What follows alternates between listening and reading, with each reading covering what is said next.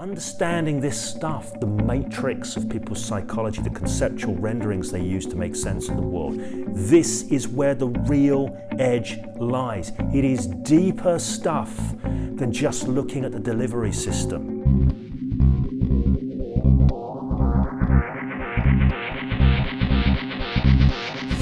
So a lot of people come to hypnosis. I've just done a video about the ultimate hypnotist and how I came to hypnosis, looking to be able to influence people, move their minds more effectively. This is what hypnosis is all about, influencing people, moving their minds. And when we study hypnosis, we often study the methods of doing this.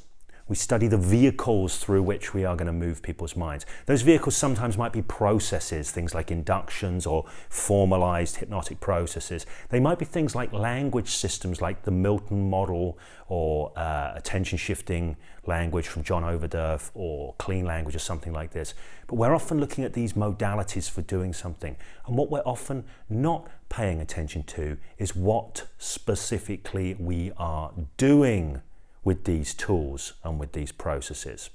And this, I think, is, to reference the previous video that we talked about, I think is a real barrier to people being the most effective they can be as hypnotic communicators.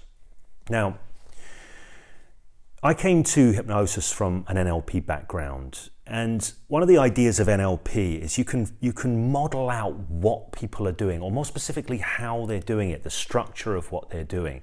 Richard Bandler and John Grinder, and the rest of the crew, so I mentioned Frank Puslik and there's various other people in the mix there, but the original team of NLPers, they decided that you'd often get these experts in things who would opine on why they did what, and that wasn't really the useful information. The really useful information lay in paying attention to exactly how they did what they did and mapping that out. So they created some great models, a classic being the Milton Model, the model they created of how Milton H. Erickson, the legendary hypnotherapist, used his language in getting the profound mind shifts that he had a reputation for getting. Now, there's a fantastic story, an amusing story, that Erickson allegedly, after Bandler and Grinder had modeled this stuff out, and it's a wonderful thing, the Milton Model, he allegedly said, "Those boys really cracked the nut on my work. The trouble is they took the shell but left the nut." And that sounds like a kind of damning comment in a lot of ways, but I don't think it is. I don't think it is a damning comment at all. I think it's a very reasonable comment. And I think it's a good metaphor actually, because if you think of a nut and a shell, well, the shell is there to safely deliver the nut, which is a seed, so that it can grow. It doesn't get damaged on the way. It doesn't get rotten on the way. It gets to where it needs to get to, and then it can break out, and then something can grow that perhaps wasn't there before. So I think this nutshell metaphor is really, really good. But what people often miss is they miss the nut. And this is why if people come to me, and this has happened many times over the years, people come to me and say, "James, please would you personally teach me one-on-one conversational hypnosis?" My first response to that is, "Sure I will. What's your context?" And most of the time people say, "I don't have one, I just want to learn conversational hypnosis." Well, then you're just learning the shell without the nut. And if people say that, I say, "That's no problem. Just go study the Milton Model." Right? Now, when I was learning the Milton Model, one of the pieces of advice that I picked up was from Richard Bandler, which was just write out patterns.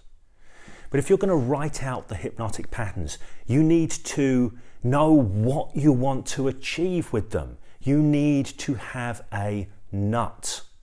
You need to have a nut. You need to know what you're going to achieve, what the shell is there to deliver.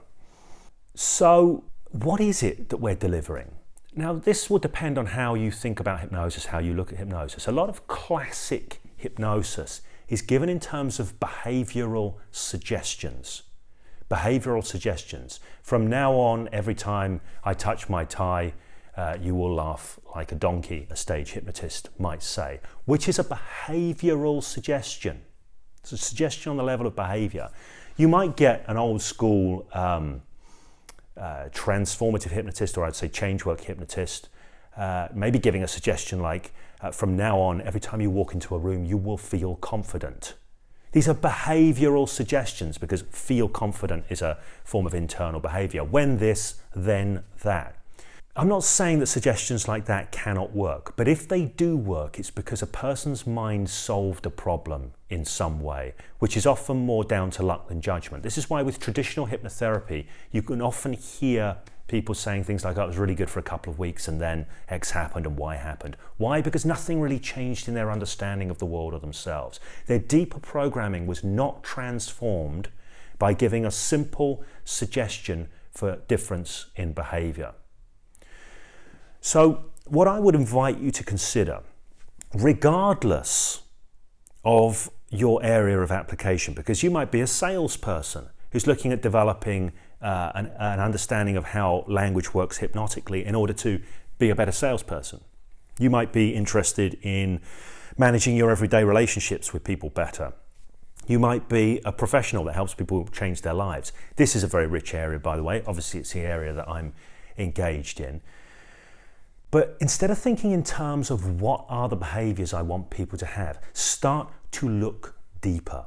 Start to develop a deeper understanding and awareness of how the ideas that people fundamentally come from, the deeper conceptual structures, lead to the behaviors that people do in life automatically. If you try and change someone's behavior in such a way that's at odds with their deep understandings of life, the universe, and everything, it ain't gonna stick. It will not stick. So what I'm going to suggest here is hypnosis as a vehicle for delivery is much more powerful when used as a vehicle for delivering new perceptions, new understandings, new ways of seeing, rather than merely new behaviors. Now, those new perceptions and conceptions and understandings and ways of seeing, they're like software, by the way. And people will run different software for different contexts in their life, and they will have an overall operating system that runs their life. So sometimes you might want to get that very context specific. Sometimes it might be at the level of life in general, at the operating system level. But understanding this stuff, the matrix of people's psychology, the conceptual renderings they use to make sense of the world, this is where the real edge lies. It is deeper stuff than just looking at the delivery system.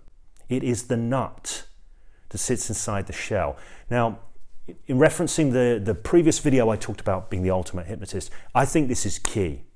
I think this is key. If you only ever focus on delivery and don't look deeper and think, what specifically are the mind shifts that I want to get here?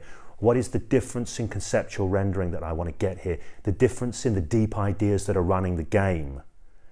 What do I want to change here? And this requires being more than just somebody that can use language in a fancy way or run process in a particular way. It requires becoming more like Sherlock Holmes.